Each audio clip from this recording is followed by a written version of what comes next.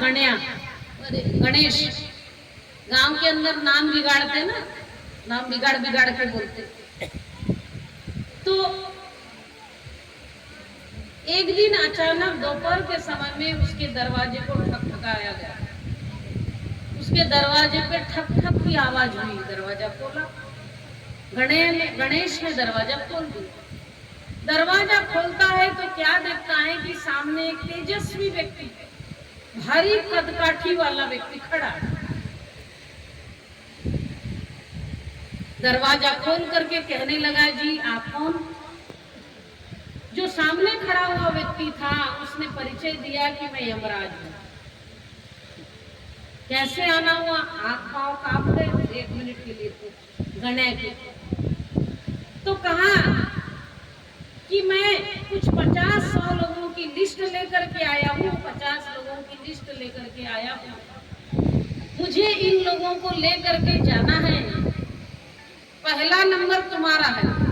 गण्या को कह दिया यमराज ने, गेट में खड़े खड़े।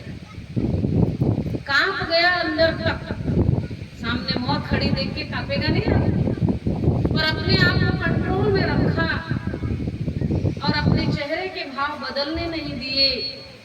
और यमराज जी को कहता है बड़ी मजबूती के साथ कि महाराज अब आप आ ही गए हैं तो चलना तो फिक्स है, यानी कि मृत्यु होना तो फिक्स है।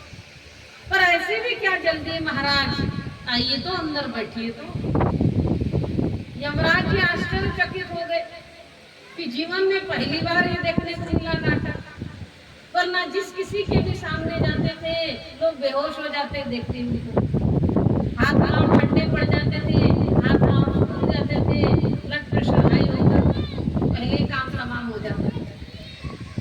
लोग थर-थर कांपते यमराज को देख करके, यमराज की बात करके, मृत्यु की बात सुनकर व्यक्ति थर-थर कांपता है, घबराता है। पर इसको तो कुछ हो ही नहीं रहा, ये तो गजब का प्राणी विलक्षण विलक्षण है। यमराज जी आश्चर्यचकित हो गए हैं और वो कह रहा वैसे ही करने लगे। उसके पीछे पीछे चले गए, बैठ गए अंदर जाकर सोफा पर, तखत पे बैठ गए, चौकी पे। अब उनको चरण धोता है, उनके गण्या पत्नी को साथ लाता, अंदर से बुलाता, चरण धोता है, उनको तिलक करता है, उनको गले में माला पहनाता। आप सब लोगों को अपने सत्संग में बताया है कि आपके दरवाजे कोई श्रेष्ठ व्यक्ति आ जाए तो क्या करना चाहिए, कोई संत महात्मा आ जाए तो क्या करना चाहिए, सदगुरु महाराज आ जाए तो क्या करना चाहिए। कहा जाता है, आज हरि आए विदुर घर पावना, आज हरि आए विदुर घर पावना।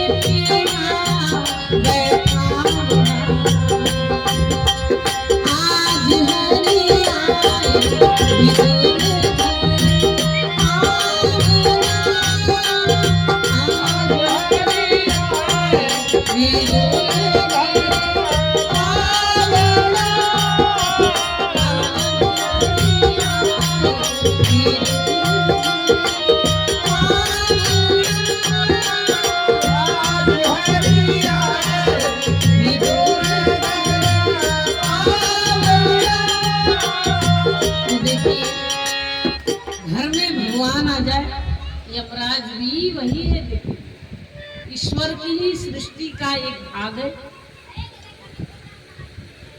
डिपार्टमेंट ऑफ द डेड, मृत्यु के विभाग के अधिकारी, हेड अधिकारी है जी, मुख्य अधिकारी।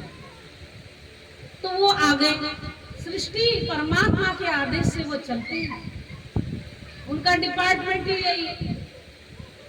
भोलापन तो उनके अंदर भी, जितने भी श्रेष्ठ लोग होते हैं देखिए, हमारे संत महात्मा सदगुरु महाराज, ये सब सरल होते हैं, सीधे होते हैं, भोले होते हैं, छल पाखंड रहित होते हैं, सरलता की हद पार कर देते हो,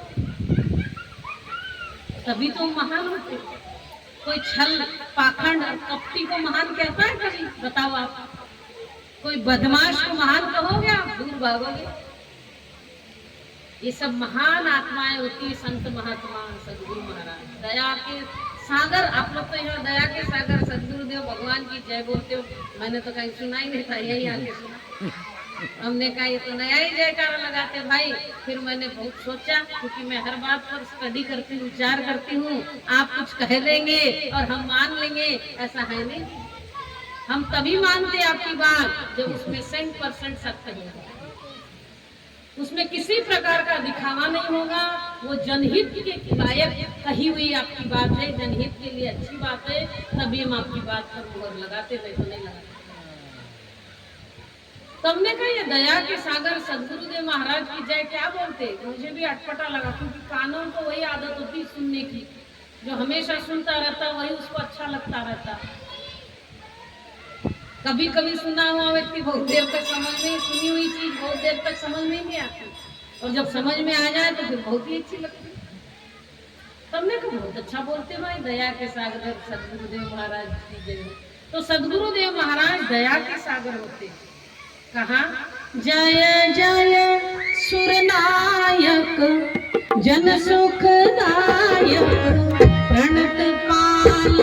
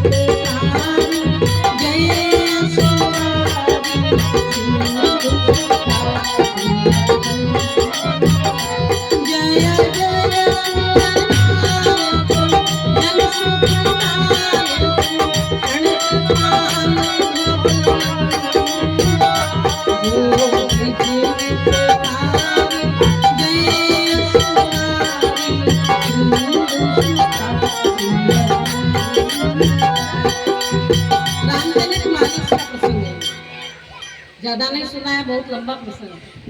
समय खत्म होने जा रहा है, देखिए रात होने जा रही है, दूर से लोग आए हैं। एक बार थोड़ा पीछे जाकर बच्चों को थोड़ा शांत कर दीजिए। कोई एक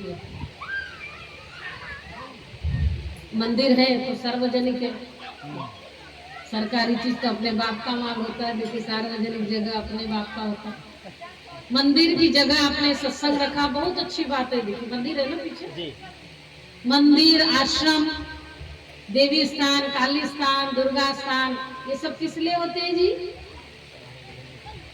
ये सब इसीलिए होते हैं कि वहां बैठ करके सत्संग करो, भजन करो, कीर्तन करो, पूजा करो, ध्यान करो, भंडारा करो, है कि नहीं?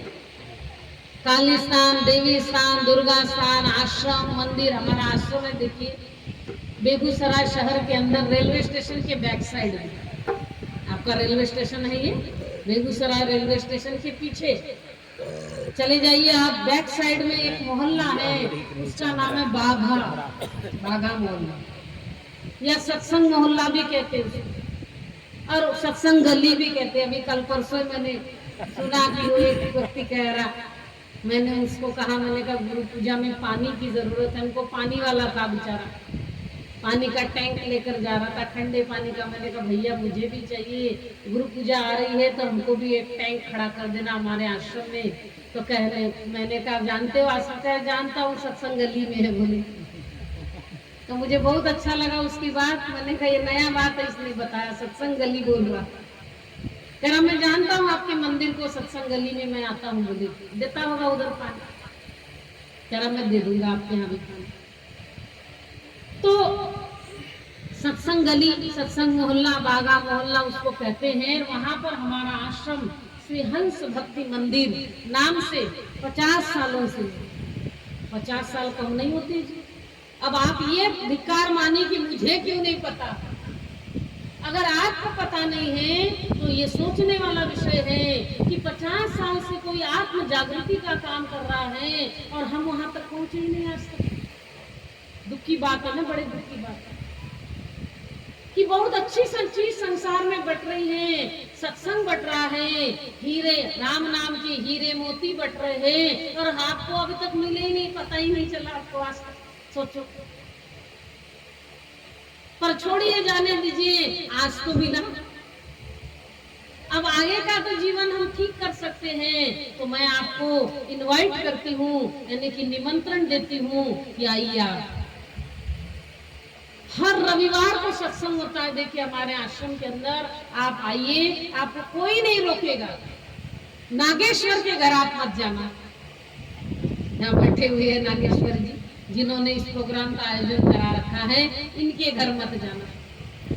आप कहोगे बड़ी अच्छा सिखाती है, आप संत बनती है, बहन जी बनती, माता जी माँ के स्थान पर है, और आप ये क्या भड़का रही है कि गांव के आदमी के घर नहीं जाना, नागेश्वर के घर नहीं जाना।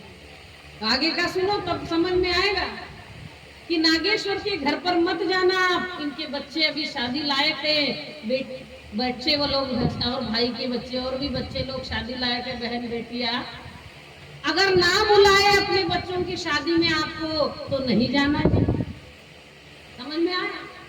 अगर आपको निमंत्रण कार्ड नहीं देंगे नागेश्वर जी तो आप इनके बच्चों की शादी में नहीं जाना।